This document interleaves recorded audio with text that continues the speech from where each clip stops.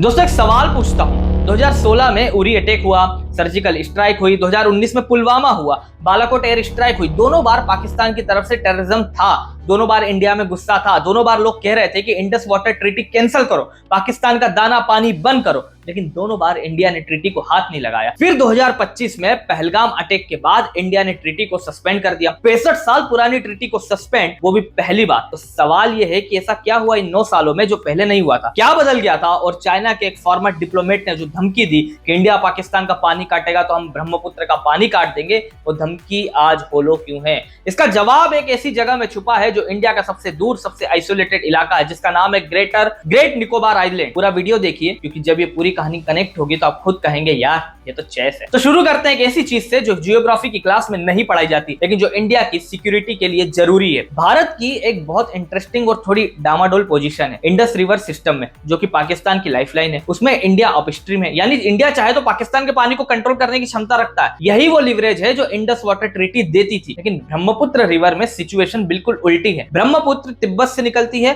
जो चाइना के कंट्रोल में है, और फिर अरुणाचल प्रदेश से होकर आसाम में आती है। आसाम में 2.5 करोड़ से ज्यादा लोग इस नदी पर निर्भर है। इंडिया की करीब 30% फ्रेश वाटर रिसोर्सेस और 41% हाइड्रो पावर पोटेंशियल इस नदी से आती है। यानी ब्रह्मपुत्र में चाइना अपस्ट्रीम है, इंडिया डाउनस्ट्रीम है, चाइना का अपर हैंड है। यही वो असमानता है जिसकी वजह से 2016 और 2019 में इंडिया ने इंडस वाटर ट्रीटी को हाथ नहीं लगाया, क्योंकि इंडिया को पूरी तरह पता था कि अगर हमने ट्रीटी पर हाथ लगाया तो चाइना अपना ब्रह्मपुत्र एडवांटेज यूज करेगा, और चाइना ने यह साबित भी किया था। आपको 2017 का साल याद है? उरी अटैक के बाद इंडिया की सर्जिकल स्ट्राइक हुई थी, और उसके कुछ महीने बाद 2017 में शायद चाइना ने डोकलाम में अपनी सेना को आगे बढ़ाना शुरू किया। डोकलाम भूटान, इंडिया और चाइना का ट्रांसेक्शन पॉइंट है। चाइना ने वहां रोड बनाने की कोशिश की, इंडिया के सोल्जर सिक्किम के रास्ते वहां पहुंचे और ह्यूमन चेन बना ली, और वो स्टैंड ऑफ कई हफ्तों तक चला। उस स्टैंड ऑफ के बाद चाइना ने एक बेहद सबल लेकिन बहुत डेंजरस कदम उठाया। उसने ब्रह्मपुत्र की हाइड्रोलॉजिकल रीडिंग्स इंडिया को देना बंद कर दिया। ये रीडिंग्स क्या होती है ये थोड़ा समझिए। ब्रह्मपुत्र तिब्बत से बहकर इंडिया में आती है। चाइना को एक एग्रीमेंट के तहत इंडिया को ये डेटा देना होता है कि ऊपर से नदी में कितना पानी आ रहा है, कब फ्लड आ सकती है, कब कम पानी होगा। ये डेटा इंडिया के आसाम और अरुणाचल प्रदेश के करोड़ों लोगों की फ्लड प्रिपरेशन के लिए जरूरी है। चाइना ने वो डेटा देना बंद कर दिया। ये कोई डिप्लोमेटिक प्रोटेस्ट नहीं था,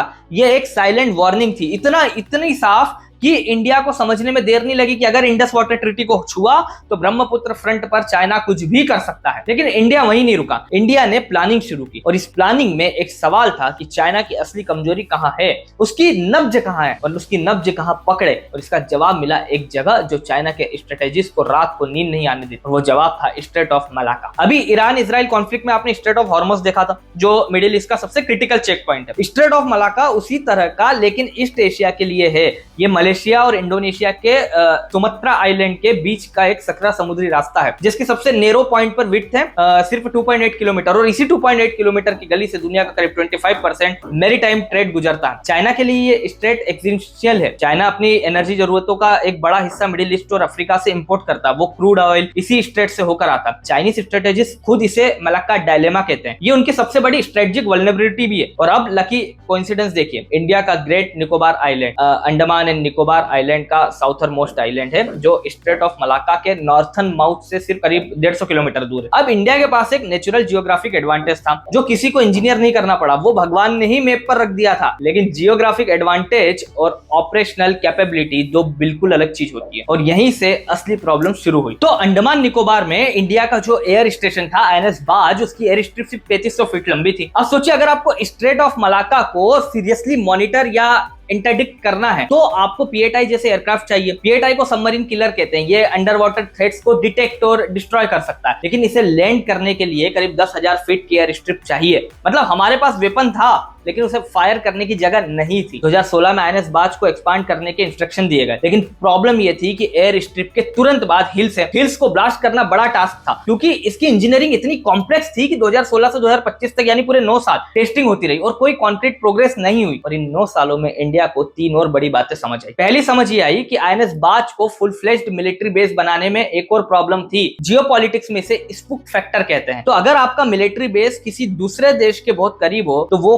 कंट्री नेचुरली अनकंफर्टेबल हो जाती है। इंडोनेशिया और मलेशिया जो स्ट्रेट ऑफ मलाका के दोनों तरफ है वो इंडिया के साथ जनरली अच्छे रिलेशंस रखते हैं, लेकिन उनके घर के सामने इंडिया एक बड़ा मिलिट्री बेस बना ये उन्हें ठीक नहीं लगता। और जियोपॉलिटिक्स में नेबर्स को अननेसेसरली अनकंफर्टेबल करना बुद्धिमानी नहीं है। यहां दूसरी बात समझ है, ईरान इजराइल कॉन्फ्लिक्ट से ईरान ने डाइगो गार्सिया आइलैंड पर मिसाइल फायर की। डाइगो गार्सिया यूके का आइलैंड है जो इंडियन ओशन में इंडिया के साउथ में पड़ता है। ईरान ने वहां अटैक क्यों किया? क्योंकि वो यूएस का मिलिट्री बेस था। वॉर में सिविलियन इंफ्रास्ट्रक्चर पर अटैक करना इंटरनेशनली कंडेम होता है, लेकिन एनिमी के मिलिट्री बेस पर अटैक करना वॉर के रूल्स में एक्सेप्टेबल माना जाता है। अब ये जो है गिल्ट फ्री टारगेट बन जाता है। इंडिया को ये लेसन मिला कि अगर हमने अंडमान निकोबार में प्योर मिलिट्री इंफ्रास्ट्रक्चर खड़ा किया और कभी चाइना के साथ सीरियस कॉन्फ्लिक्ट हुई तो वो सारा इंफ्रास्ट्रक्चर एक लेजिटिमेट टारगेट बन सकता है। वही तीसरी और शायद सबसे इंपॉर्टेंट समझ ये आई कि मॉडर्न वार की नेचर खुद बदल रही है। अभी रिसेंट कॉन्फ्लिक्ट्स में देखिए जहां आर्मी फेस टू फेस लड़ती थी वो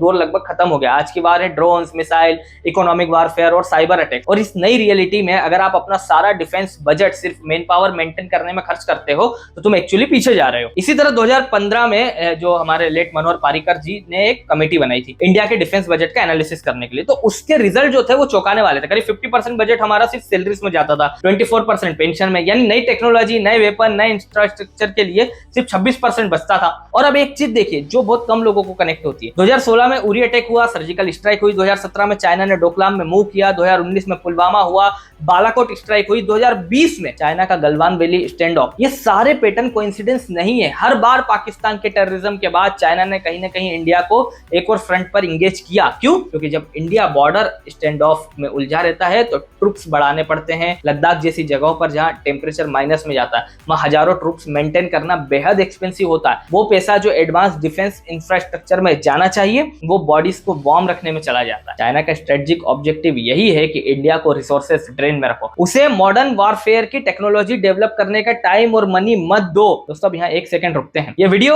बहुत इंपॉर्टेंट बात कह रही है और मैं चाहता हूं कि आप कमेंट में बताएं क्या आपको लगता है चाइना पाकिस्तान की यह कोऑर्डिनेशन डेलिब्रेट है? और हाँ, चैनल को सब्सक्राइब करिए, बेल आइकन ऑन कर लीजिए क्योंकि ऐसी स्ट्रेटेजिक एनालिसिस यहीं मिलेगी। वापस वीडियो पर आते हैं तो बड़ा सवाल है इन सबका इंडिया ने क्या सॉल्यूशन निकाला? तो जवाब है इंडिया ने सोचा आईएनएस बाज को एक्सपांड करने का प्लान छोड़ो, एक नया अप्रोच लाओ जो मिलिट्री भी हो, कमर्शियल भी हो और जिस पर कोई फॉर्मली ऑब्जेक्ट नहीं कर सके। और तब यहाँ आया ग्रेट निकोबार प्रोजेक्ट। इंडिया ने ग्रेट निकोबार आइलैंड पर करीब 72,000 करोड़ रुपए यानी अप्रोक्सीमेटली $9 बिलियन का मेगा प्रोजेक्ट अप्रूव किया। इसमें एक है इंटरनेशनल कंटेनर ट्रांसशिपमेंट टर्मिनल, एक dual use civilian military airport, power plant और टाउनशिप। यहाँ सबसे इंपॉर्टेंट वर्ड है dual use airport. Officially commercial है, पोर्ट ऑफिशियली कमर्शियल शिपिंग के लिए है, लेकिन वही एयरपोर्ट पर 10,000 फीट की एयर स्ट्रिप होगी जिस पर P-8I सबमरीन किलर एयरक्राफ्ट आराम से ऑपरेट कर सकते हैं। ये प्लॉजिबल डेंसिबिलिटी है, जो यही वो तरीका है जो चाइना अपनी प्राइवेट कंपनीज के थ्रू डिकेड से यूज करता आया है। चाइना की प्राइवेट कंपनी कहीं इंफ्रास्ट्रक्चर बनाती है जिसमें ऑफिशियली गवर्नमेंट इन्वॉल्व नहीं है, लेकिन एक्चुअली वो स्ट्रेटेजिक ऑब्जेक्टिव सर्व करता है। इंडिया ने एग्जैक्टली अडानी, L&T जैसी प्राइवेट कंपनीज के थ्रू यही किया। ये कोई करप्शन नहीं है, ये वही टूल है जो दुनिया के सभी बड़े देश यूज करते हैं।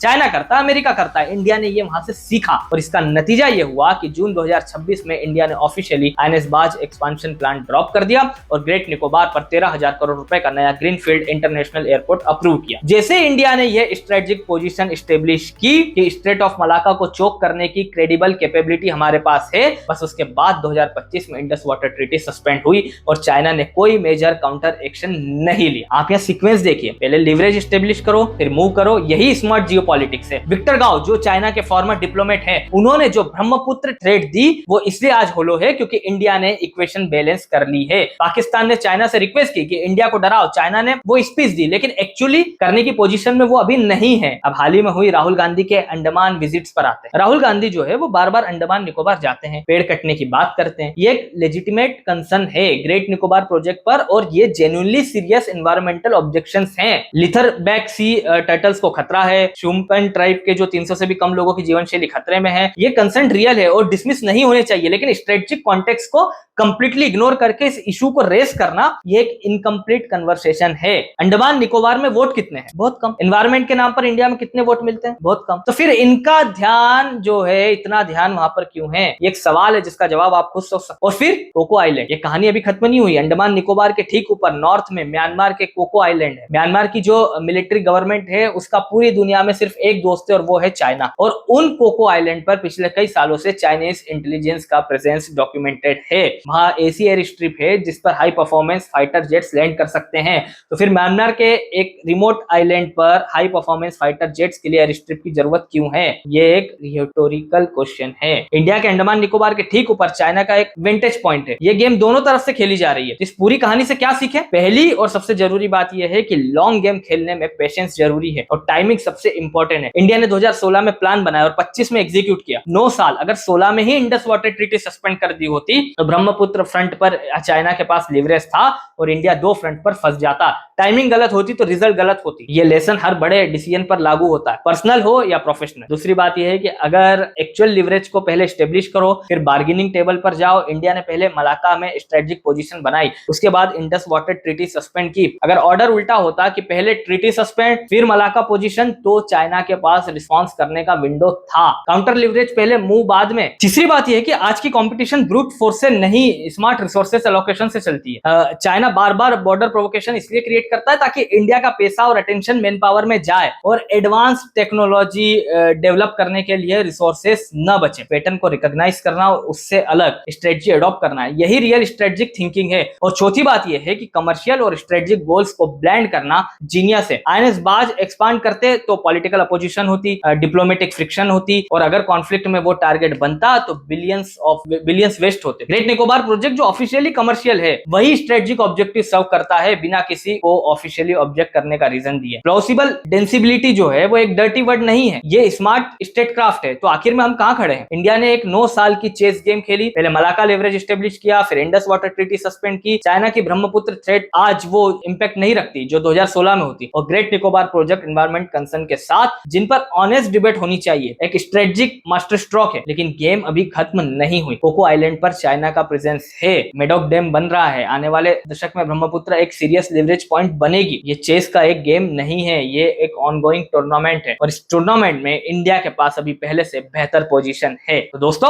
अगर इस वीडियो ने आपको कुछ नया दिखाया तो लाइक बटन जरूर दबाइए, वीडियो शेयर कीजिए, कमेंट में बताइए क्या आपको लगता है चाइना पाकिस्तान की ये कोऑर्डिनेशन डिलिब्रेट है और greater Nicobar project strategic necessity है या एनवायरमेंट डिजास्टर? दोनों साइड के आर्गुमेंट्स हैं, आप कहां खड़े हो? चैनल सब्सक्राइब करिए और बेल आइकन प्रेस कर दीजिए। नए वीडियो के साथ आप सभी से जल्द मुलाकात होगी। धन्यवाद।